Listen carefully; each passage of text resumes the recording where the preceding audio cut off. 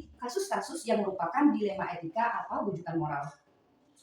Saya mengamati dulu Bu, ya, permasalahan atau mengumpulkan data yang terjadi ya, atau informasi yang faktual ya. Dan kita untuk mengambil keputusan ya, kita menentukan suatu kebijakan melalui aturan yang berlaku. Baik sekali Bapak ya. Oke, nomor 2, selama ini bagaimana Bapak menjalankan pengambilan keputusan di sekolah kita, terutama pada kasus-kasus di mana ada dua kepentingan yang sama benar atau sama-sama mengandung nilai-nilai kebajikan?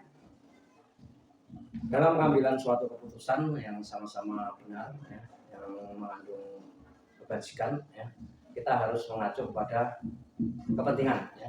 Kepentingan walaupun itu sangat urgent ya, jadi harus kita duduk bersama ya, kita ambil suatu jalan tengahnya supaya yang merasa tidak ada yang dirugikan ya, kita sama-sama untung walaupun itu baginya merupakan sulit, tapi kita bisa diterima oleh yang merasa dirugikan. Jadi supaya sama-sama jangan merasa dirugikan. Intinya jangan ada yang dirugikan ya Pak ya. Jadi kita berusaha bagaimana tidak ada yang dirugikan dalam suatu pengambilan keputusan. Ya. Oke, baik sekali Pak. Nah nomor 3 atau selanjutnya, langkah-langkah atau prosedur seperti apa yang biasa Bapak lakukan selama ini? Pertama saya akan mencari informasi terlebih dahulu ya. Saya akan datang turun ke lapangan langsung ya. Jadi permasalahan apa yang terjadi. Jadi tidak serta-merta mengambil keputusan. Supaya apa? Kalau kita turun ke lapangan langsung ya, kita tahu permasalahan yang akan kita ambil ya. Supaya tidak ada yang merasa dirugikan ya. Jadi kalau kita langsung ke lapangan, kita tahu permasalahan dan untuk cara mengatasinya.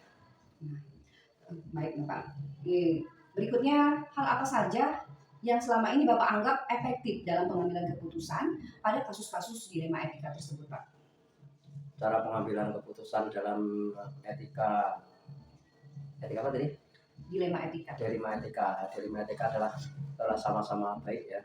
Jadi kita harus mengambil keputusannya, kita harus secara bermusyawarah ya.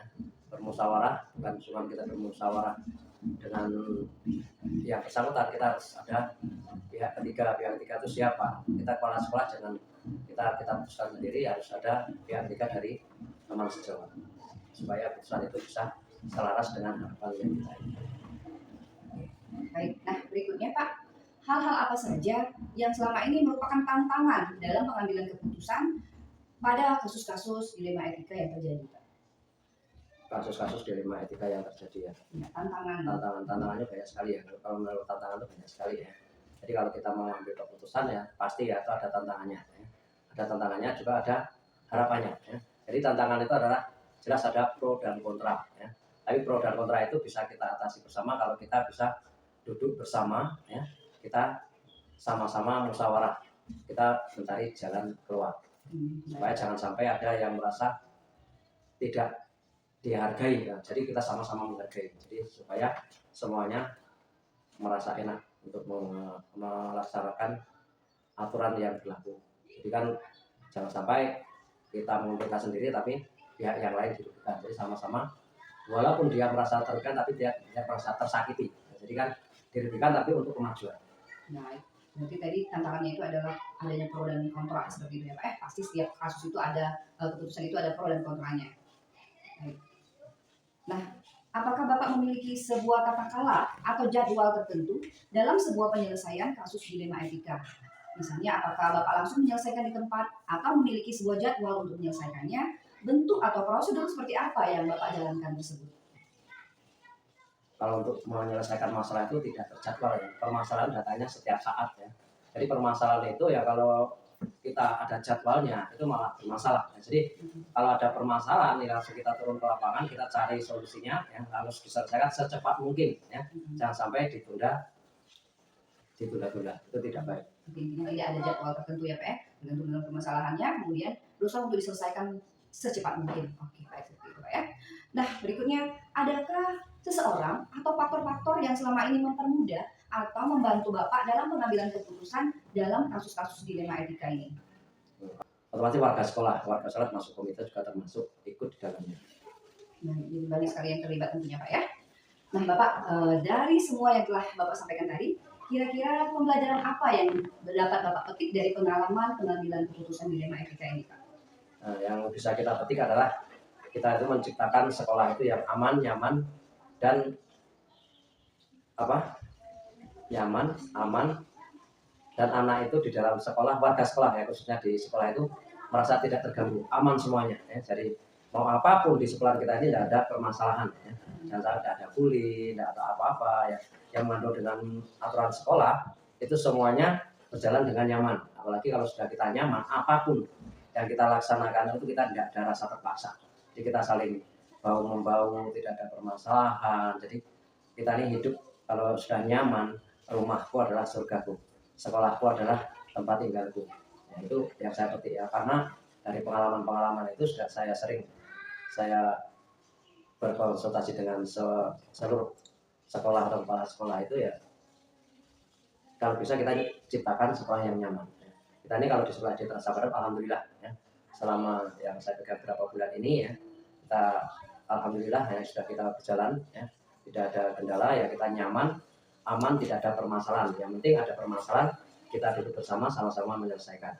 Jadi permasalahan itu akan lebih mudah dan kita tidak ada terbeban pada seluruh guru, kepala sekolah, itu tidak terbeban dengan tugas sekolah. Karena apa? Sudah nyaman. Baik, jadi seperti itu Pak ya. Intinya semua keputusan terkait dilema etika yang terjadi itu berdasarkan adalah keberpihakan kepada murid. Intinya semua yang dilakukan adalah berpihak kepada murid. Jadi apapun keputusan yang diambil tadi, Bapak ingin berpihak kepada murid, seperti menciptakan sekolah ini, bagaimana sekolah ini aman, nyaman.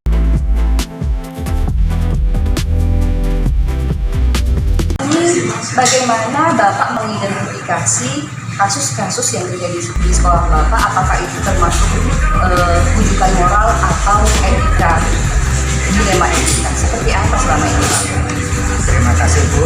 Jadi saya secara pribadi yang pertama itu cara untuk menyelesaikan hal tersebut, saya harus mau nggak mau harus mengumpulkan informasi yang faktual, kemudian saya juga harus mengamati terlebih dahulu daripada permasalahan yang terjadi, kemudian kita juga harus mengatur dengan peraturan pemerintah yang ada. Baik, Pak ya, luar biasa sekali Pak. Nah, selama ini bagaimana Bapak menjalankan pengambilan keputusan tersebut, terutama untuk kasus-kasus di mana ada dua kepentingan yang sama-sama benar atau sama-sama mengandung nilai-nilai kebajikan, Pak? Baik Bu, jadi dalam pengambilan keputusan kita tidak bisa serta-merta Bu. Kita tetap kembalikan semuanya itu pada aturan. Namun kita sebagai seorang pemimpin tentu harus bijak. Bijak di sini kita dalam mengambil keputusan itu mau nggak mau, bisa nggak bisa. Yang pertama kita harus berhubungan, harus saling bertukar pikiran dengan teman sejawat, contohnya dengan dewan guru yang ada. Kemudian kita juga memastikan bahwa keputusan itu adalah betul-betul keputusan yang dapat dipahami oleh semua orang. Baik, luar biasa sekali Bapak ya. Dan berikutnya Bapak, langkah-langkah atau prosedur seperti apa yang selama ini Bapak lakukan dalam mengambil keputusan itu Pak?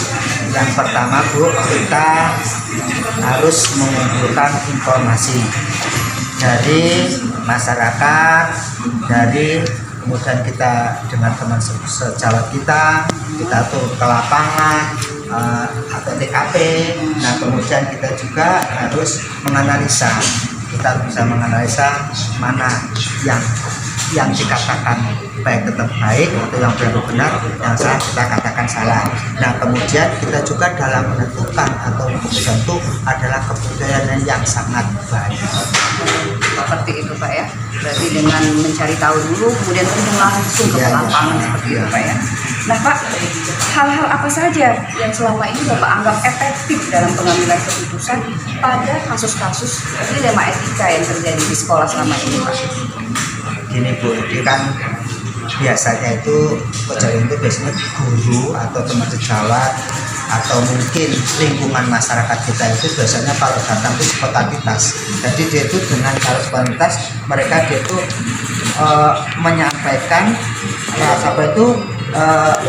hal tersebut dengan tim manajemen yang ada di sekolah itu itu secara spontanitas. Berarti dia itu langsung nembak, Pak ini jadi langsung dia itu. Jadi kita kadang-kadang secara spontan juga kita menjawabnya. Jadi kalau dikatakan oh iya tadi ya oke kita dengar gitu. Jadi kita juga langsung apa itu ikuti apa kemauan dia dan nanti juga kita menjawabnya. Pak ya. Nah Pak, sekarang bagaimana dengan tantangan-tantangan yang selama ini pernah Bapak hadapi selama Bapak dalam pengambilan keputusan terhadap kasus dilema etika itu Pak?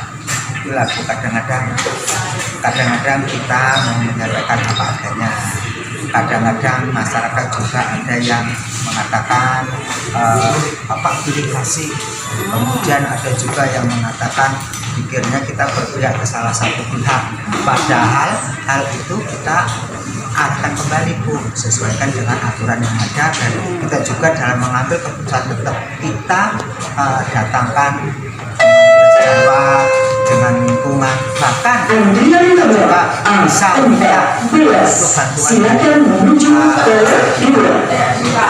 Oke itu Pak ya. Jadi masih berada berdasarkan peraturan seperti itu Pak ya. Memang kita tidak akan pernah bisa menyenangkan setiap pihak ya Pak ya. Nah Bapak, apakah Bapak memiliki tata cara atau jadwal tertentu Pak saat menyelesaikan sebuah kasus dilema etika? Nah, apakah misalnya menyelesaikannya langsung di tempat, atau Bapak memiliki jadwal khusus untuk menyelesaikannya? Nah, bentuk atau prosedur seperti apa yang selama ini Bapak lakukan? Biasanya kalau hal tersebut atau permasalahan itu kita katakan mungkin tidak begitu valid atau sangat berbahaya, mungkin kita cukup di tempat.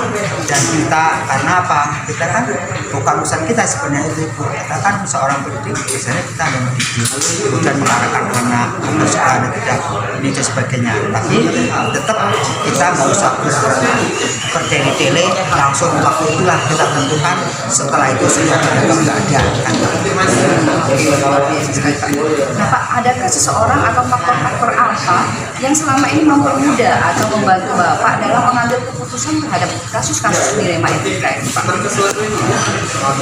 Betul Bu, memang karena kita di luar sekolahan yang adanya hanya guru dan apa itu staf atau OPS ya, tapi kita karena tinggal di masyarakat, jadi kita mau nggak mau minimal mengajak Pak Komite untuk dapat memberikan masukan kepada kita, kepada permasalahan itu agar supaya cepat diatasi. Ya, komite Pak ya. Nah, dari semua yang telah Bapak sampaikan tadi, kira-kira pembelajaran apa Pak yang dapat dipetik dari pengalaman mengambil keputusan dilema etika Pak? Betul Bu, jadi yang jelas Bu, kita